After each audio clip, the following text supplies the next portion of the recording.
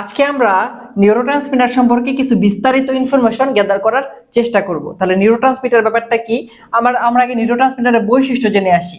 Neurotransmitter হচ্ছে কি, কেবল সংশ্লিষ্ট নিউরনে সংশ্লেষিত হয় আর প্রিসাইনাপটিক প্রান্তে সঞ্চিত থাকতে পারে এরা, আর হচ্ছে কেবল সাইনাপসেও এরা মুক্ত হতে পারে।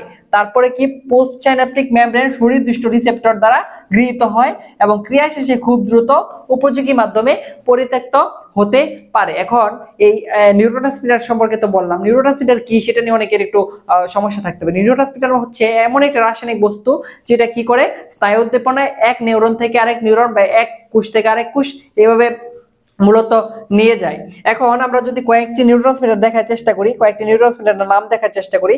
জৈব অ্যামিন হিসেবে epinephrine, dopamine, histamine, serotonin, norepinephrine এগুলো থাকে। পেপটাইড হিসেবে এন্ডোরফিন, ডাইনোরফিন, সাবস্টেন্স পি, তারপরে নিউরোটেনসিন, সোমাস্টোস্টেটিন এগুলো থাকতে পারে।